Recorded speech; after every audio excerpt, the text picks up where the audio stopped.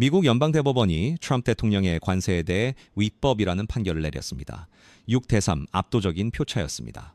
대통령이 비상 권한을 내세워서 전 세계에 때렸던 관세, 그 법적 근거가 무너진 겁니다. 이 소식이 전해지자마자 미국 증시가 반응했고요. SP500은 0.7% 올라서 6,909에 마감했고, 나스닥은 0.9%, 다우는 약 231포인트 올랐습니다. 그런데 끝이 아닙니다. 트럼프 대통령이 판결 나오자마자 기자회견에 나타나서 뭐라고 했냐면요. 수치스러운 판결이라고 했습니다. 그리고 즉석에서 새로운 10% 관세에 서명했어요. 다른 법을 근거로 들고 나온 겁니다. 지금 시장이 좋은 거야 나쁜 거야 사이에서 왔다 갔다 하고 있는데요. 특히 자동차하고 반도체 이 두 쪽에 투자하시는 분들은 머리가 좀 복잡하실 겁니다. 오늘은 이 복잡한 상황을 쉽게 풀어서 말씀드리겠습니다. 이런 긴급한 분석이 도움되신다면 좋아요와 구독 한번 부탁드리고요. 바로 핵심으로 들어가겠습니다. 먼저 이 판결이 뭔지 정확하게 이해하셔야 합니다. 여기를 모르면 투자 판단이 안 됩니다. Learning Resources라는 회사가 있는데요. 미국 일리노이주에 있는 교육용 장난감 회사입니다. 이 작은 회사가 트럼프 대통령을 상대로 소송을 냈고 그게 대법원까지 올라간 겁니다. 뭘 가지고 싸웠느냐? 트럼프 대통령이 지난해 관세를 때릴 때 근거로 삼은 법이 있습니다. IEPA라는 법인데요. 우리말로 하면 국제 비상경제권한 법입니다. 1977년에 만들어진 법이에요. 이 법은 원래 뭐 하는 법이냐면 외국에서 비롯된 비상 상황이 생겼을 때 대통령이 외국과의 거래를 통제할 수 있도록 만든 법입니다. 이제 적대국 자산을 동결한다든지 특정 나라와의 금융거래를 막는다든지 그런 용도로 쓰는 법이에요. 그래서 그런데 트럼프 대통령이 이 법을 관세에 갖다 쓴 겁니다. 자, 법조문에 수입을 규제할 수 있다라는 표현이 있는데 규제할 수 있다는 건 관세를 매길 수 있다는 뜻이다라고 해석한 거죠. 대법원은 뭐라고 했냐? 아닙니다. 이렇게 딱 잘랐습니다. 존 로버츠 대법원장이 직접 판결문을 썼는데요. 핵심을 쉽게 말씀드리면 이렇습니다. 이 법 어디에도 관세라는 단어가 없다. 규제한다는 말에서 세금을 매긴다는 뜻까지 읽어내는 건 무리다. 여기에 하나 더 중요한 개념이 등장합니다. 쉽게 말해서 정말 중대한 결정은 대통령 혼자 할 수 없다는 원칙입니다. 경제 전체를 뒤흔드는 수준의 결정을 대통령이 독단으로 하려면 의회가 당신이 해도 됩니다 라고 명확하게 권한을 줬어야 한다는 거예요. 이 원칙 처음 나온 게 아닙니다. 2023년에 바이든 대통령이 학자금 대출을 탕감해 주겠다고 했을 때도 대법원이 이 원칙을 적용해서 안 된다고 막았거든요.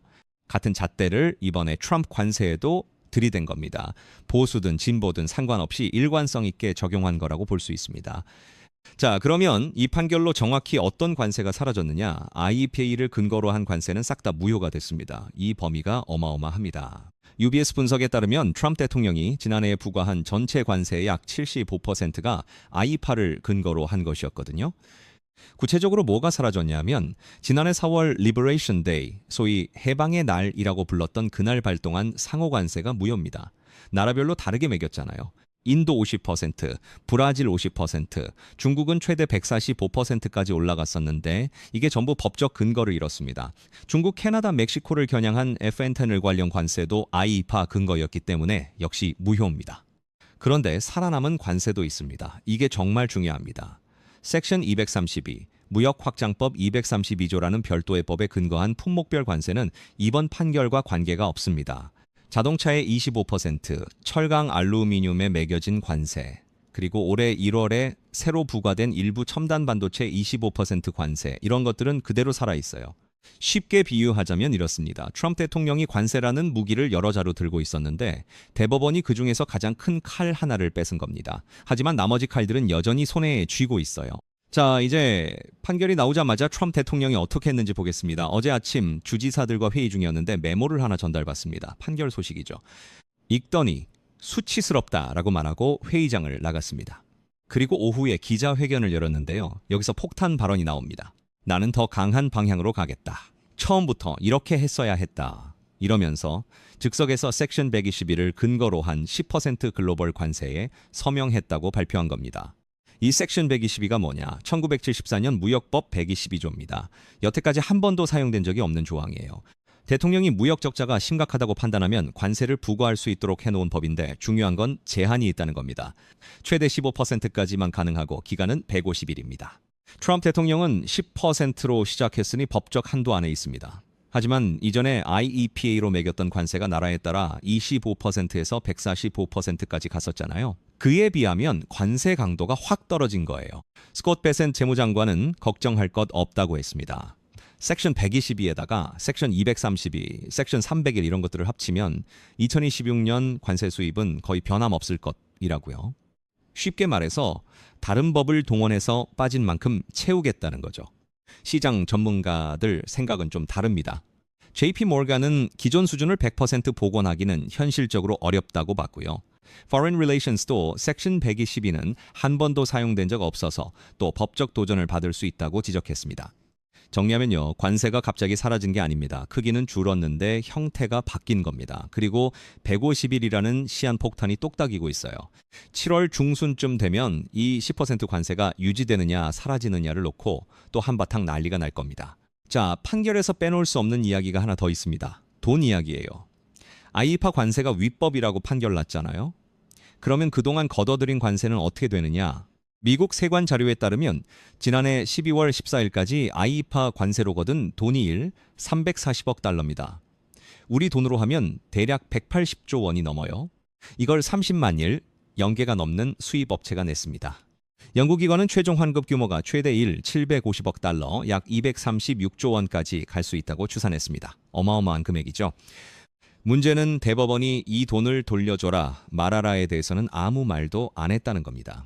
환급에 대한 판단은 안 한 거예요. 캐바너 대법관은 반대 의견에서 이 환급 과정이 엉망진창이 될 것이라고 경고했고 트럼프 대통령 본인도 수년간 소송이 이어질 것이라고 했습니다.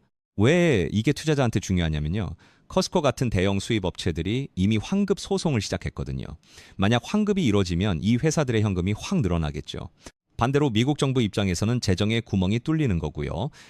참고로 2025년 한 해 동안 미국이 관세로 벌어들인 돈이 이 870억 달러인데 그 절반 가까이를 토해내야 할 수도 있는 상황입니다. 블룸버그는 이 환급 싸움에 수천 개 기업이 뛰어들 것이라고 보도했습니다. 단기간에 끝날 문제가 아니에요. 자, 이제 여러분이 가장 궁금해하실 부분입니다. 자동차 먼저 가보겠습니다. 결론부터 말씀드릴게요. 자동차 관세는 이번 판결로 직접적인 변화가 없습니다. 왜냐하면 자동차에 매겨진 25% 관세는 IEPA가 아니라 섹션 232 무역확장법 232조에 근거한 것이거든요. 지난해 3월에 발동된 이 관세는 완성차와 주요 부품의 25%를 매기고 있는데 이건 이번 판결과 별개의 법적 근거이기 때문에 그대로 유효합니다. 미국 자동차 전문 매체 Automotive News도 대법원 판결이 일부 관세를 무효로 만들었지만 자동차 관세는 그대로라고 보도했고요. Cars.com도 자동차와 철강 알루미늄에 대한 관세는 살아있다고 확인했습니다. 근데 여기서 반전이 있어요. 오히려 불확실성이 더 커질 수 있다는 분석이 나옵니다. 왜냐하면 나라별로 매기던 상호관세라는 게 있었잖아요. 한국에도 상호관세가 적용됐었는데 이건 IPA 근거라서 이번 판결로 무효가 됐습니다. 그런데 트럼프 행정부 입장에서는 상호관세가 사라져서 줄어든 세수를 어디서든 메워야 하잖아요. 그 수단으로 자동차 품목관세를 올릴 수 있다는 거예요. 머니투데이 보도에 따르면 미국이 상호관세 폐지로 줄어든 세수를 자동차 등 품목별 관세를 높여서 상쇄할 가능성이 있다고 합니다. 실제로 트럼프 대통령은 올해 1월 27일에 한국 자동차 관세를 15%에서 25%로 올리겠다고 발언한 적이 있어요. 그날 현대차와 기아 주가가 프리마켓에서 각각 4, 5%씩 급락했었죠. 숫자로 좀 더 들어가 볼게요. 현대차가 2025년 4분기 실적 발표 때 밝힌 바에 따르면 지난해 연간 관세 영향이 약 4조 1영억 원이었습니다. 2026년에도 비슷한 수준을 예상한다고 했고요. 메리츠 증권 분석에 따르면 만약 관세가 10%포인트 추가 인상되면 현대차에 약 3조 1영억 원, 기아에 약 2조 2영억 원의 추가 비용이 생깁니다. 합치면 5조 원이 넘어요. 한국산 자동차에 현재 적용되는 품목관세는 15%입니다. 지난해 한미 협상을 거쳐 25%에서 15%로 낮춘 건데요. 이게 다시 올라갈 수 있다는 게 핵심 리스크입니다. 자동차 관련 ETF를 보면요. 미국 쪽에서는 CARS ETF가 있고요. DRIV ETF가 있습니다. 이 ETF들은 글로벌 완성차와 전기차 공급망 전체에 투자하는 상품입니다. 어제 장 마감 기준으로 포드는 14.01에 마감했고 GM은 81.51이었습니다. 셜롯 보도에 따르면 포드가 약 2% 하락, GM은 약 1.5% 하락으로 마감했는데요. 시장 전체는 오른 날인데 자동차주는 떨어진 거예요. 자동차 관세가 오히려 더 올라갈 수 있다는 우려가 반영된 겁니다. 국내 ETF로는 타이거 자동차, 코덱스 자동차 같은 상품이 있습니다. 현대차, 기아 비중이 높죠. 지난해 12월에 자동차 관세 악재가 일시적으로 거치면서 자동차 테마 ETF가 일주 수익률 최상위권을 휩쓴 적이 있었는데요. 이번에도 상호 관세 철폐 소식에 기대감이 생길 수는 있지만 품목 관세 인상 리스크가 바로 뒤에 도사리고 있습니다. 한 줄로 정리하면 자동차는 판결의 수혜라기보다 새로운 싸움의 시작입니다. 이제 반도체로 넘어갑니다. 결론부터 말씀드리면 이번 대법원 판결이 반도체에 미치는 직접적인 영향은 거의 없습니다. 이유가 뭐냐면 반도체는 애초에 IEEPA 관세에서 대부분 면제돼 있었거든요. 시킹 알파에 인용된 분석가 의견을 보면 대법원 판결이 반도체 산업에 미치는 직접적 충격은 최소한이라고 합니다. 칩은 원래 상호 관세 적용 대상에서 빠져 있었기 때문이에요. 그러면 반도체는 지금 관세 걱정이 없느냐? 전혀 그렇지 않습니다. 주목해야 할 관세가 따로 있어요. 올해 1월 14일 트럼프 대통령이 섹션 231을 근거로 일부 첨단 반도체에 25% 관세를 새로 부과했습니다. 이건 IEPA 판결과 완전히 별개의 법이에요. 대상은 AI 핵심 칩들입니다. 엔브리디아 AH200, AMD MI325X 같은 고성능 연산 칩이 타깃이고요. 이 관세는 이번 판결과 상관없이 그대로 유효합니다. 또 하나 중국산 반도체에 대한 추가 관세도 있는데 이건 섹션 301 근거입니다. 역시 이번 판결과 무관하게 살아있어요. 다만 시행 시기는 2027년 6월로 연기된 상태라서 당장은 아닙니다. 어제 시장 반응을 보면요. SOXX ETF는 NAV 기준 359.48로 전일 대비 1.04% 올랐습니다. 연초 이후 수익률이 18.16%예요. 꽤 좋죠. SMH ETF도 1% 넘게 상승했고요. 알파벳이 4% 가까이 올랐고 애마존 2.5%, 엔비디아와 애플도 각각 1% 이상 올랐습니다. 그런데 이 상승은 관세 판결 덕이라기보다 무역 불확실성이 한 단계 거치면서 기술주 전반의 분위기가 좋아진 영향이 큽니다. 웨드푸시의 댄 아이브스라는 유명 분석가가 어제 즉각 의견을 냈는데요. 이번 판결은 기술주와 AI의 순긍정이라고 했습니다. 만약 관세 환급까지 이루어지면 기술 기업들한테는 더 좋은 소식이라고요. SOXX와 SMH의 차이점을 간단히 설명드릴게요. SMH는 NVDI의 비중이 약 20%까지 올라가는 구조입니다. AI 열풍이 불 때는 수익률이 좋지만 NVIDIA 하나에 많이 의존하는 만큼 위험도 크죠. 네, 반면에 SOXX는 개별 종목 비중을 10% 내외로 제한합니다. 좀 더 분산되어 있는 거예요. 어떤 게 더 낫다기보다 성격이 다른 겁니다. AI에 확신이 강하면 SMH, 좀 더 안전하게 가고 싶으면 SOXX 이렇게 보시면 됩니다. 국내 상장 ETF 쪽에서는 타이거, 미국 필라델피아 반도체 나스닥, KODX, 미국 반도체 같은 게 있고요. 국내 반도체주 중심으로는 KODX 반도체 레버리지가 올해 들어서만 87% 넘는 수익률을 기록하고 있습니다. 이건 삼성전자, SK하이닉스 주가 강세가 반영된 것이지 미국 관세 이슈와 직접 연관된 건 아닙니다. 반도체 투자하시는 분들이 지금 진짜 봐야 할 변수는 세 가지입니다. 첫째, 섹션 230이 반도체 관세의 적용 범위가 더 넓어지느냐. 둘째, AI 데이터 센터에 대한 투자가 계속 늘어나느냐. 올해 빅테크 5개사가 데이터 센터에 쏟을 돈이 6영억 달러가 넘을 것으로 예상되거든요. 셋째, 중국으로의 칩 수출 규제가 더 세지느냐. 이 세 가지가 반도체 ETF의 방향을 결정합니다. 솔직히 관세 판결 자체보다 이쪽이 훨씬 중요해요. 좀 더 큰 그림을 한번 보겠습니다. 맥킨시가 조사한 자료를 보면 2025년에 기업의 82%가 관세 때문에 공급망에 타격을 받았다고 답했습니다. 그리고 공급망의 최대 40%를 다른 나라로 재배치했다고 해요. 중국에서 베트남으로, 베트남에서 인도로 이런 식으로 생산 기지를 이미 옮긴 거죠. 이번 판결로 상호관세가 무효가 됐다고 해서 이 기업들이 다시 중국으로 돌아갈까요? 현실적으로 어렵습니다. 공장을 옮기는데 수천억 원이 들어가는데 관세 정책이 2년마다 바뀌는 상황에서 함부로 되돌리지는 못합니다. ISM은 관세가 이제 일시적인 이벤트가 아니라 영구적인 경영 리스크로 자리 잡았다고 진단했고요. 로이터스 보도에 따르면 기업들은 판결을 반기면서도 환급이 언제 어떻게 이루어질지 모르고 트럼프 행정부가 다음에 무슨 수를 쓸지 모르기 때문에 확실해진 건 아무것도 없다는 게 현장 분위기입니다. 뉴욕타임스는 이 상황을 혼탁한 물이라고 표현했는데요. 딱 맞는 말이라고 봅니다. 물이 잠깐 맑아지는 것 같더니 바닥에서 흙이 다시 올라오고 있는 상황이에요. 탐슨 로이터스 2026년 글로벌 무역 보고서도 관세 변동성이 무역 지형 자체를 근본적으로 바꿔놓았다고 했습니다. 공급망 재편은 이미 벌어진 일이고 이번 판결이 그 흐름을 되돌리지는 못합니다. 마무리로 가기 전에 지금 투자자분들이 반드시 체크하셔야 할 5가지를 말씀드리겠습니다. 첫 번째, 섹션 232 확대 여부를 보셔야 합니다. 자동차 부품에 매기는 관세 대상 품목이 분기마다 넓어지고 있어요. 오토모티브 뉴스에 따르면 2026년에도 4번의 품목 추가 지정이 예정돼 있습니다.